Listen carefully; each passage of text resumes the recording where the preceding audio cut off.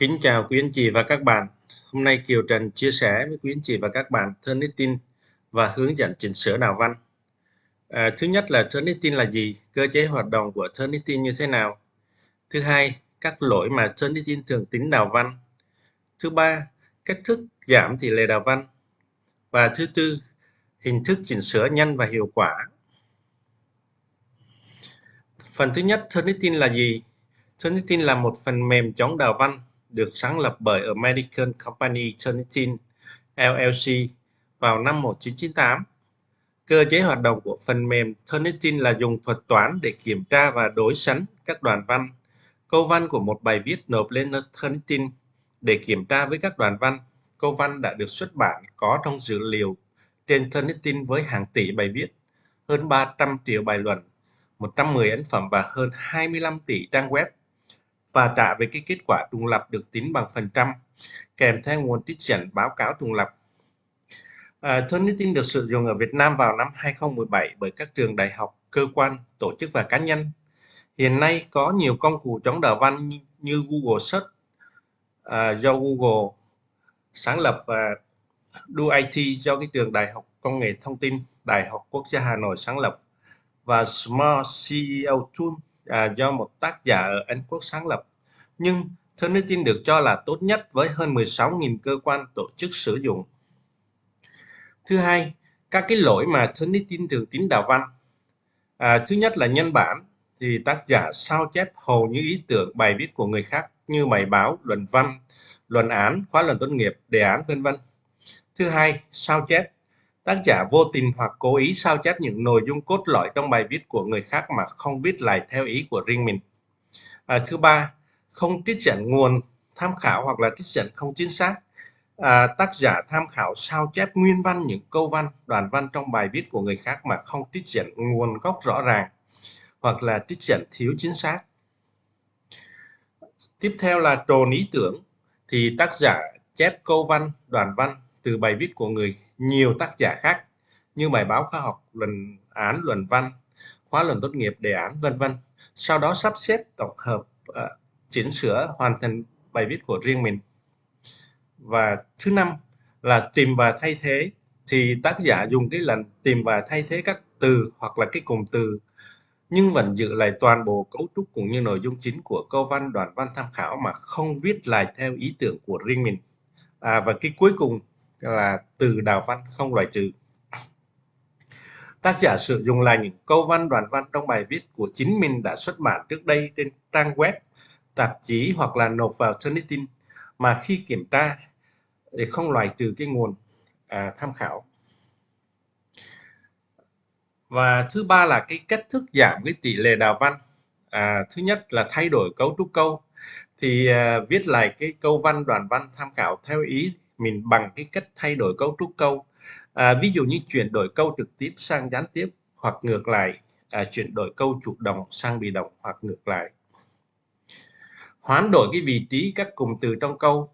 Ví dụ như đoạn văn gốc, ngày nay điện thoại di động và Internet đóng vai trò quan trọng không thể thiếu đối với người dân Việt Nam, từ thành thị đến nông thôn. Thì mình có thể viết lại là ngày nay đối với người dân Việt Nam, từ thành thị đến nông thôn thì điện thoại di động và Internet đóng vai trò quan trọng không thể thiếu. Tiếp theo là viết lại câu hoặc là đoạn văn gốc, thì thêm ý hay rút gọn đoạn văn tham khảo mà không thay đổi nội dung của đoạn văn đó, hoặc là sử dụng những cái từ đồng nghĩa, trái nghĩa nhưng nó phù hợp với cái ngữ cảnh của cái câu văn, đoạn văn đó. Và cái phần thứ tư là hình thức chỉnh sửa nhanh và hiệu quả. Thì thứ nhất là viết lại câu hoặc đoạn văn gốc mà Turnitin trả về kết quả với phần tô màu nhiều nhất, tương ứng nguồn có phần trăm lớn nhất trong trang cuối của kết quả Turnitin trả vậy. Thì ở đây là cái mẫu Turnitin cho cái kết quả cái trang cuối. Thì như anh chị thấy ở đây là cái tỷ lệ trùng lặp là 55%, hay còn gọi là cái tỷ lệ đọc sáng. Thì cái số 1 là cái nguồn Bain Academy, nó chiếm tới 21%. Thì anh chị nhìn trong cái luận văn của mình mà cái phần nào mà nó tô màu số 1 thì anh chị sửa tương ứng vào file Word những cái phần này thì nó sẽ giảm xuống nhanh nhất. Cái thứ hai là test.123 đọc.net thì nó chiếm tới 7%. Thì anh chị nhìn trong đoạn văn của mình trong file nguồn trả về thì là cái sửa tương ứng trong file Word, cái phần này thì nó sẽ giảm cũng nhanh. Và cái thứ ba, VNGA thì 6%. Trong luận văn chỗ nào có tô màu và có số 3 thì anh chị sửa phần này nó cũng xuống nhanh. Và thứ tư, tài liệu.vn 3%. Thứ năm, jetbook.vn 3%. Vì cái cửa sổ Windows nó hẹp cho nên tôi chỉ cắt một đoạn như vậy, tôi demo cho anh chị để anh chị hiểu. Thì thông thường là nó có khoảng 5 đến 10 cái nguồn nó chiếm cái tỷ lệ nhiều nhất, thì anh chị xem cái file kết quả Turnitin và sửa tương ứng vào trong cái file gốc Word mà anh chị đã trước đây đã gửi lên Turnitin kiểm tra. Tiếp theo là anh chị dung cái file kết quả Turnitin PDF và cái file gốc chấm đọc trên cùng một cửa sổ máy tính để anh chị nhìn và để sau này sẽ highlight vào cái file Word và mình có cái thời gian mình chỉnh sửa nó sẽ nhanh và hiệu quả. Thì ở đây là cái khi anh chị zoom rồi thì anh chị highlight tương ứng cái phần như là thông tin, ví dụ thị trường bất động sản, bên này nó tô hình như tô hết cái đoạn thị trường bất động sản và cơ chế chính sách quản lý, thì anh chị highlight vào cái file Word tương ứng ở cái file gốc mà trước đây anh chị file Word gốc mà anh chị gửi lên cho nó xin kiểm tra.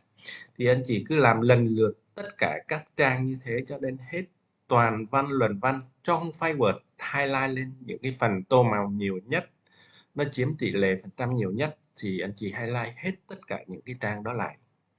Và sau đó anh chị mới ngồi lại mới chỉnh sửa những cái đoạn mà nó highlight này. Anh chị viết lại các cái đoạn highlight này, nó thay đổi cấu trúc câu, thay đổi đoạn văn, hay là mình viết chủ động sang bị động, trực tiếp sang gián tiếp, thì nó sẽ hiệu quả và nó sẽ giảm nhanh. Trân trọng cảm ơn các bạn đã chú ý lắng nghe, đăng ký và chia sẻ để động viên tác giả cho những video tiếp theo. Chúc anh chị có những trải nghiệm thú vị và thành công trong con đường học tập của mình. Trân trọng cảm ơn và kính chào.